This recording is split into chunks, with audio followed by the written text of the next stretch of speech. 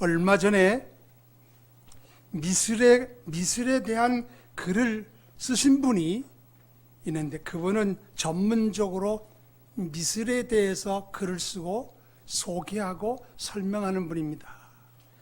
근데 그 책 제목이 모지스 할머니 행복한 삶의 그림을 그리다 그랬어요. 그 책 제목이 모지스 할머니 행복한 삶의 그림을 그리다. 이 모지스라는 분은 미국에서 나가지고 가난한 농부의 10남매 셋째 딸로 태어나가지고 12살 때 가정부의 삶을 살고 14살 이후로는 교육을 받지 못했습니다. 그는 27살에 같은 농장에서 일하던 토마스를 만나가지고 결혼을 해서 낮에는 일을 하고 밤에는 자수하는 일을 했습니다. 그런데 이 모지스도 자그마치 10남매를 낳는데, 10남매. 우리 교회 중에서 자녀 제일 많이 낳은 분이 누구예요? 누구? 김덕화? 권덕화? 여기래요. 네? 난 셋이에요. 나보다 하나 더 많네. 그런데 10명인데 그 10명이 다 자랐으면 좋은데 5을 잃었습니다. 나는 하나님께 감사합니다. 셋이지만 그래도 현재까지 하나님께서 은혜 가운데 살게 하신 거, 자녀를 잃는다는 거, 그 마음 아픈 일이에요.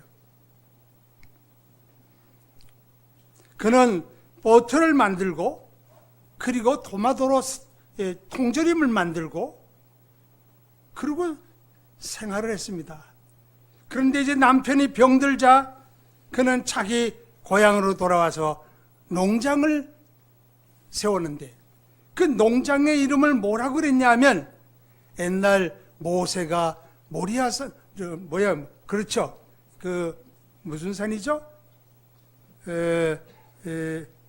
모리아산에 올라가죠. 모리아산, 느보산에 올라가서 가나안 땅을 바라보고, 그리고 거기에서 생을 마쳤습니다. 고향 땅에 온 이들은 그 모세가 거기에서 세상을 떠난 것을 생각하고 우리 농장 이름을 느보산으로 하자. 그래서 느보산 농장이라고 이름을 지었습니다. 그런데 이 모지스의 남편이 67세에 심장마비로 세상을 떠났습니다. 그때부터 이 모지스는 할머니라는 이름이 붙었습니다. 모지스 할머니라는 이름이 붙었어요. 남편이 하늘나라로 간 다음에 딸이 있는 곳으로 이사를 했는데, 그 딸이 어떤 딸이냐면 결핵을 앓고 고생하는 그 딸을 간호하기 위해서 온 겁니다. 그 간호하는 딸의 집에서부터 그는 그림을 그리기 시작했어요. 처음에는 서툴고 작았지만 그는 자신에게 주어진 환경에 좌절하지 않고 열심히 그린 카드가 6천만 장이나 됐답니다. 6천만 장. 근데 그냥 막 팔리는 거예요. 막 팔리고. 그가 그린 그림은 2006년도에 그가 그린 그림은 120만 달러에 팔렸대요. 120만 달러면 우리나라로 14억이란 14억. 그러니까 이름 없는 할머니가 그리고 또 그리고 또 그리고 또 그린 그 그림이 14억에 팔리기도 하고 타임즈의 컷 표지에 실기도 하고 뉴욕의 시장이었던 록펠러는 그의 생일을 이날은 모지스 할머니의 날이다. 모지스의 날로 기념하도록 했습니다. 그는 1961년 7월 18일 요양병원에 입원해 12월 3일 향년 101세로 남편 곁에 묻히게 되었습니다. 그 책이 작은 책이에요. 우리 치영 선생님이 아버님 한번 읽어보세요. 네, 너무너무 재미가 있어.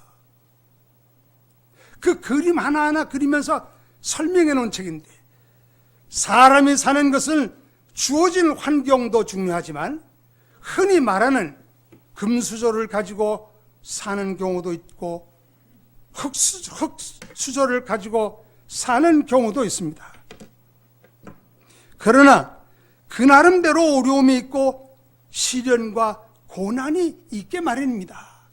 이 세상은 광야와 같은 세상인데 오늘 좋다가 내일 나쁠 수도 있고 내일 나쁘다가 오늘 좋을 수도 있어요. 무슨 일이 있을지 모르는 겁니다. 그럼에도 불구하고 이 모지스 할머니는 낙심하지 아니하고 용기와 소망을 가지고 감사하는 삶에서 이러한 창의적이고 능동적이고 많은 사람들에게 기감이 되는 훌륭한 삶을 남기고 이 장막을 떠났다는 겁니다. 오늘 아침에 읽어드릴 말씀은 구약 이스라엘 백성들이 홍해를 건넜습니다. 하나님의 은혜를 많이 누렸습니다. 홍해를 건너고 또 성찬을 맛보고 구름과 바다에서 세례를 받았고 신령한 음식을 먹고 신령한 음료를 나눴습니다. 그러나 그들 중에 많은 사람들이 광야 생활에 적응 못하고 저들 중에 다수는 이렇게 됐고 저들 중에 다수는 이렇게 됐고 저들 중에 다수는 이렇게 됐다. 그 주어진 환경을 어떻게 하면 잘 적응하겠나? 성경은 이렇게 말합니다. 옛날 이스라엘 백성들이 광야에서 원망한 그런 삶을 본보기로 삼고 우리가 정신을 차리고 살아야 돼. 우상 숭배하지 말고 음행하지 말고 주님 시험하지 말고 원망하지 말고 성경에는 하지 말라는 말씀으로 가득 차 있습니다.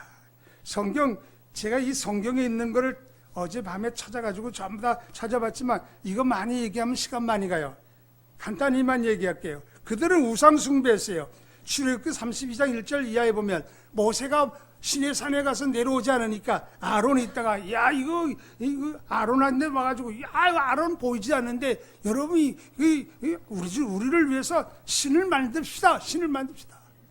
아론이 있다가 여러분들 귀고리 금붙이 다 내놓으시오. 그래가지고 그걸 가지고 송아지를 만들었어요. 아론이 정신없는 사람이지. 백성이 원하면 여보금 만들면 되겠어. 그래야지. 그들의 말에 못 이겨가지고 우상을 만들었어요. 그리고 그 단을 쌓고 번제와 화목제를 드리고 앉아서 먹고 마시며 뛰놀더라 그랬습니다. 이 백성이 부패했도다. 목이 곧은 백성이로다. 모세가 내려와 보니 백성이 방자하니 누구든지 여호와께 속한 자는 내게로 나오라. 그래서 이 레위 자손들이 나왔습니다. 너희 우상에게 고개를 숙인 사람들은 전부 다 죽여라. 3,000명 죽었어요.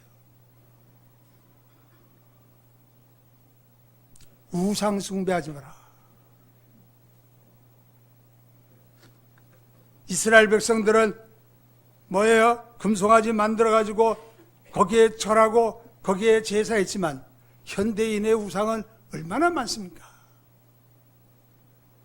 두 번째 성경은 말하기를 간염하지 말라 그러는데 간음으로 하나님의 징계로 23,000명이 죽었습니다.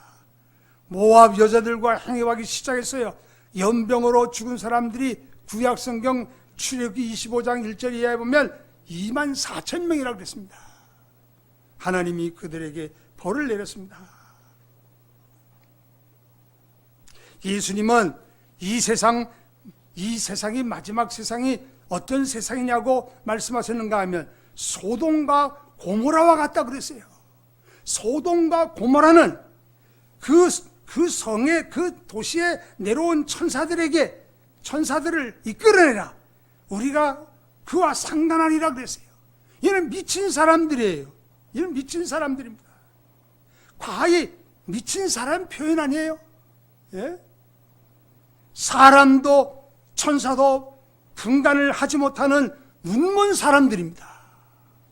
음행에 빠진 사람들은 분간하지 못하는 사람들입니다. 더욱이 우리나라의 법에서 간음이란 죄로 규정하지 않게 되었습니다. 지 고안을 망란하고 이제는 막 자기 멋대로 사는 사회가 되었습니다. 간음하지 말아야 합니다. 세 번째는 주님을 시험했습니다. 출애굽기 17장 1절 보면 모세와 백성이 모세와 다투어 말하기를 이거 물을 주어 먹게 하라. 우리가 이거 어찌해서 여기서 목말라겠는가? 너희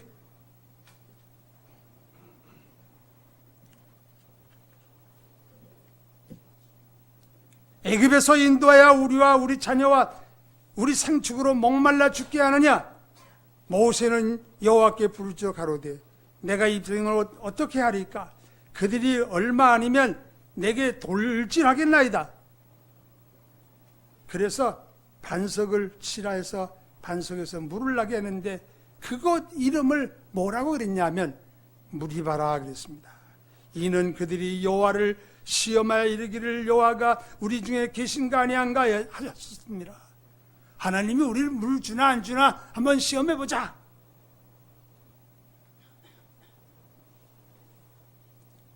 민수기 21장에는 불뱀을 보내가지고 그들을 죽게 했다 그랬습니다. 예? 광야에서 죽게 하는 것, 물도 없고 먹을 것도 없도다. 하나님께서 불뱀을 보내 죽은 자가 많았습니다. 그래서 하나님께서 그 물린 사람들을 살리기 위해서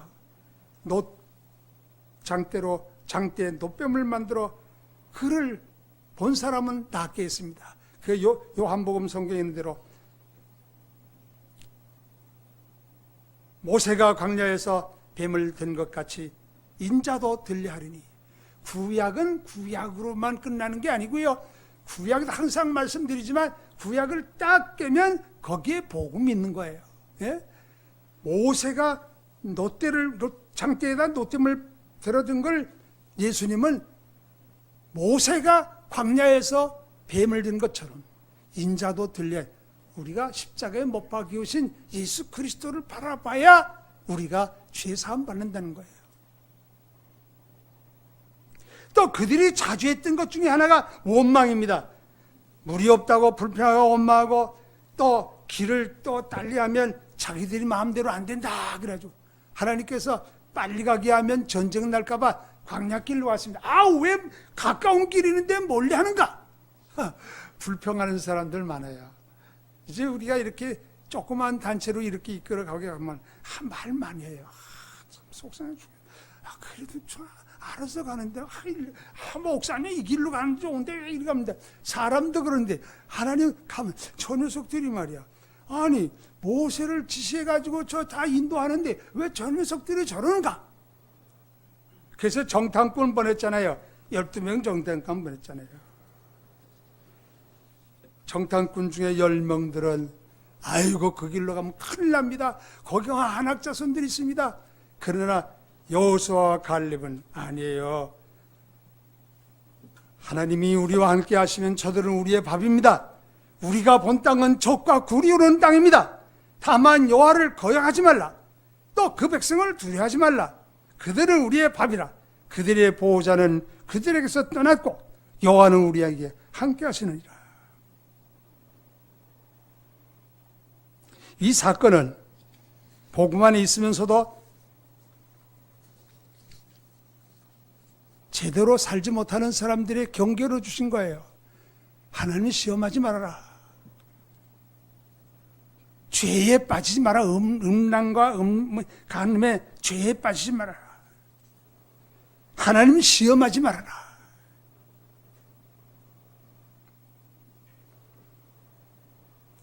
성경에 말씀한 대로 우상 숭배하지 마라, 간음하지 마라, 주님을 시험하지 마라, 원망하지 마라 하지 말라는 말씀으로 가득한데 이는 엄연한 명령입니다. 하나님께서 광야에 있던 이스라엘 백성들처럼 너 우상 숭배하지 마, 간음하지 마, 주를 시험하지 마, 원망하지 마. 엄연한 명령이에요. 우리는 하지 않아야 합니다. 그러나 이것을 이행하려면 하지 않으려고만 하는 것보다 할 것이 더 중요한 겁니다. 부정적인 것은 하기가 어려워요. 하는 것. 그래서 옛날부터 한 얘기, 교회에서 옛날 어른들은 말이에요. 옛날 연세만 하면 교회에서 뭐든지 못하겠습니다. 그럼 우리는 그럽니다. 이상하다 목사님. 그럼 못하게 하지 말라는 것만 말씀하지 말고 좀 하라는 걸 좀 얘기했으면 좋겠는데. 그러니까 지도하는 분들은 이거 하지 마라, 떠들지 마라, 장난치지 마라, 싸우지 마라, 욕심 부리지 마라, 그러지 말고 할 것. 얘들아 나눠 먹어, 사랑해. 이렇게 하면 쉬운 건데 자꾸 부정적인 걸 자꾸 습관이 돼 있습니다. 그래서 저는 오늘의 설교 제목을 미쁘신 하나님으로 정했습니다. 이 고린도전서 10장 1절부터 13절까지에 있는 말씀 가운데 미쁘신 하나님이라는 것이 가장 중요한 핵심이에요. 항상 말씀드립니다마는 코끼리의 코를 말하면 안 되고, 코끼리의 꼬를 말하면 안 되고, 코끼리의 다리를 말하면 안 되고, 코끼리의 귀를 말하면 안 됩니다.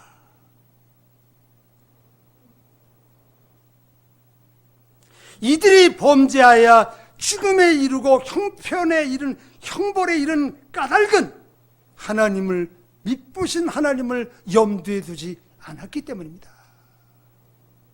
미쁘신 하나님만 염두에 두면 여호수아 갈렙처럼 그들이 당당하게 약속한 땅에 들어갈 수 있으려만, 그들은 미쁘신 하나님은 염두에 두지 아니하고 자기들의 소유, 자기들의 욕심, 자기들의 취미, 자기들의 좋은 것만,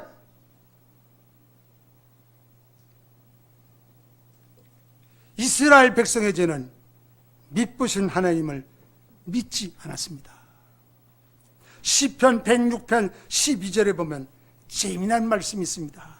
홍해를 건넌 후에 저희가 그 말씀을 믿고 그 찬송을 불렀도다. 홍해를 건넌 다음에 그들이 좋다고 그랬어요. 그런데 그 다음 절을 보자고요. 13절 이하에 보면 저희가 미구의 그 행사를 잊어버리며 그 가르침을 기다리지 아니하고 광야에서 욕심을 크게 말하며 사막에서 하나님을 시험하였도다.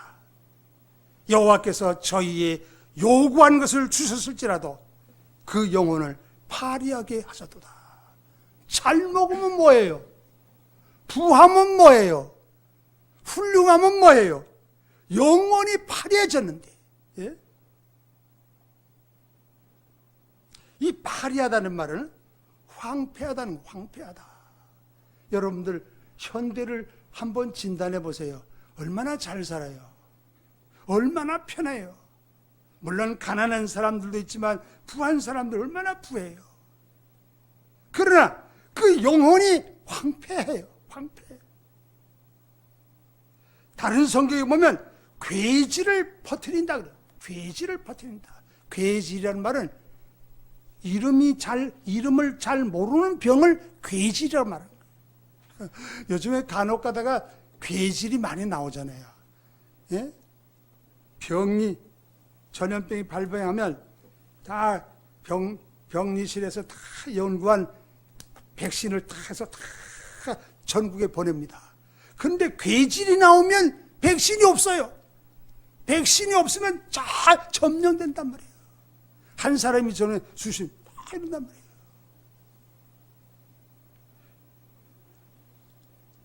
육신이 가난한 사람보다 영혼이 황폐하고 괴질을 퍼뜨리는 사람들이 더 위험하지 않습니까?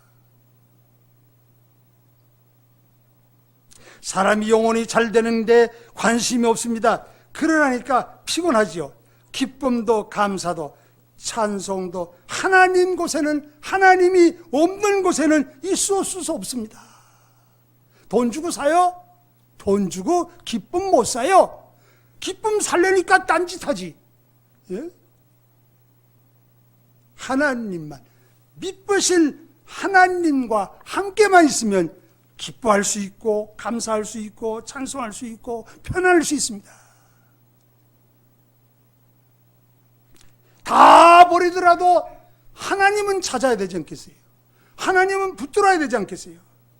그 와중에서도 모세와 갈렙과 여호수아는 믿으시는 하나님을 믿고 철저하게 믿음으로 살았기에 시험에 빠지는 일이 없었습니다.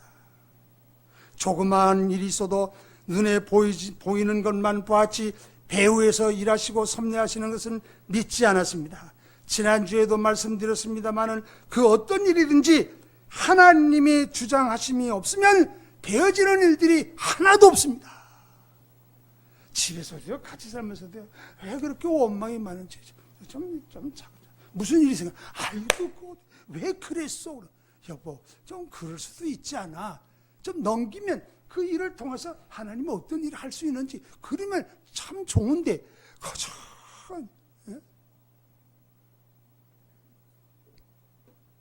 그러므로 하나님이 예비하신 것을 누릴 수 있는 사람은 믿으신 하나님을 믿고 순종하는 것입니다.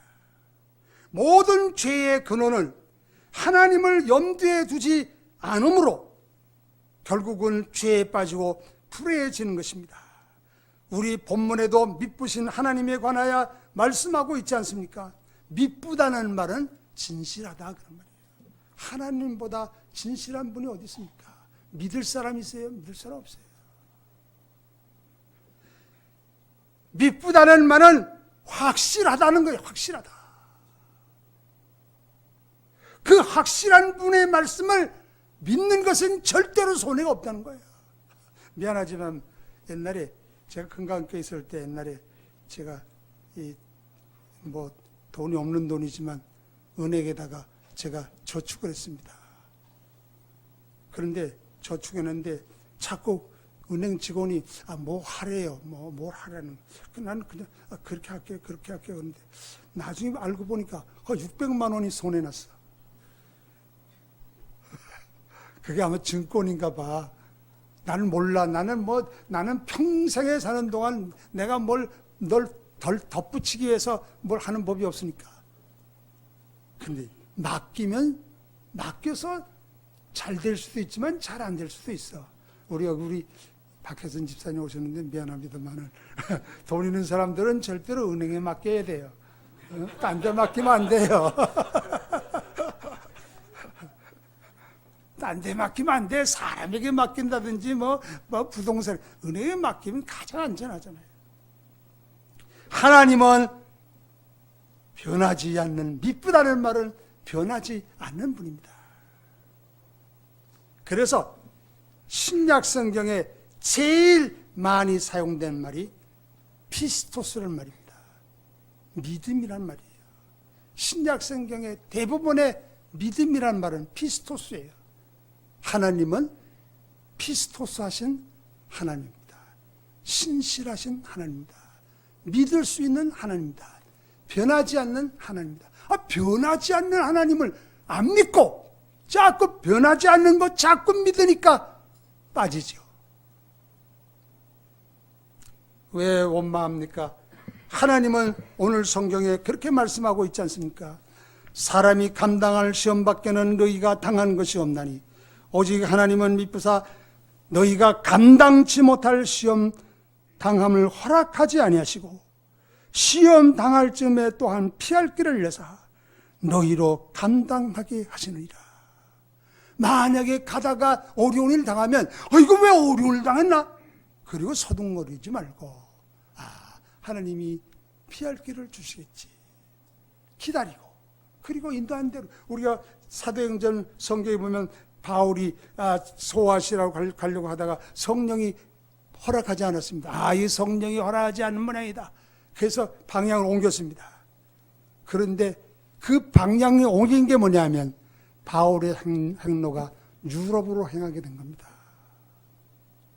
하나님은요, 우리를요, 저는 그래요.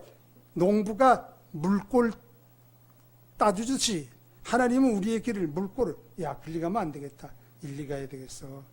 일리 가면 안 되겠어. 일리 가면 이렇게 하나님 다 알아서 장말 칠 곳을 미리 알아서 장말 준비하고 인도하는 하나님인데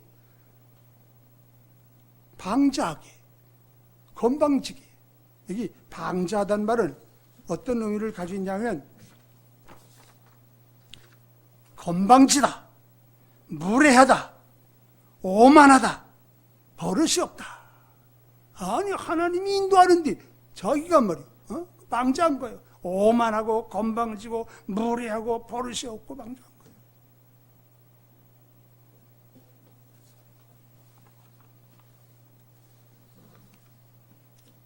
한 길을 막으시면 다른 한 길을 예비해 주시는데 그것을 알지 못하고 홍인이 파친이 불편과 원망으로 삶을 산다면 그 삶을 어떻게 편안하게 우리가 살 수 있겠습니까?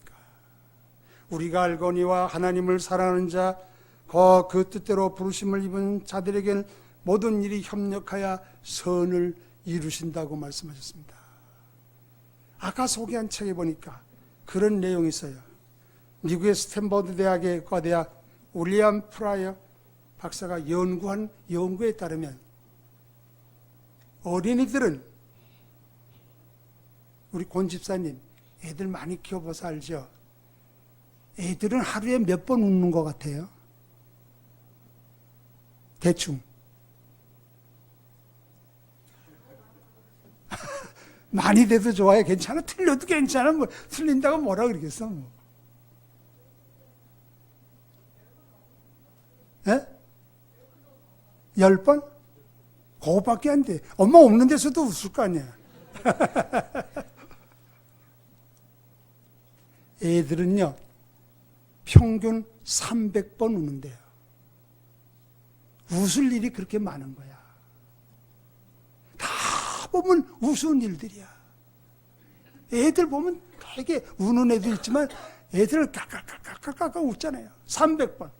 그러면 어른들은 몇 번 웃을 것 같아요? 윤혜정 선생님. 기억이 안 나. 이렇게 웃잖아, 이렇게. 웃는 거 좋은 거예요. 웃음 치료한다 그러잖아요. 웃는 거 좋은 거예요. 박 지사님 몇 번 웃을 것 같아요, 어른들은? 10번? 비슷하게 맞췄네. 15번 웃는데. 어른들에게는 웃을 일이 없어. 웃을 일이. 근심, 걱정, 원망, 불평, 뭐 이런 것들이 가득 쌓이니까 웃을 일이 없어요.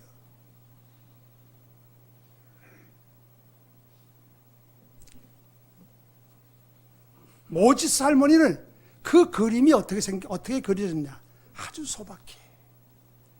동심의 마음으로 있는 그대로, 자연 있는 그대로, 다 있는 대로. 그러니까 좋은 그림을 만들 수 있었다는 겁니다. 삶의 고민과 번뇌가 없어져야 자유로울 수 있고 동심 속으로 들어갈 수 있어 웃음을 회복할 수 있습니다. 사랑하는 여러분, 하나님도 어린아이처럼 되라 그랬어요. 어린아이처럼. 근심 걱정 미쁘신 하나님께 다 맡기십시다. 사랑하는 여러분, 우리의 하나님은 미쁘신 분입니다. 너희를 불러 그의 아들 예수 그리스도 우리 주로 더불어 교제케 하시는 하나님은 미쁘시도다. 안 보여도요, 지금 걱정 있어도요, 되는 일 잘 안 돼도요, 우리를 구원하신 하나님은 미쁘신 분임을 확신하십시다. 그는 미쁘사 우리를 굳게 하시고 악한 자에게서 지키시리라.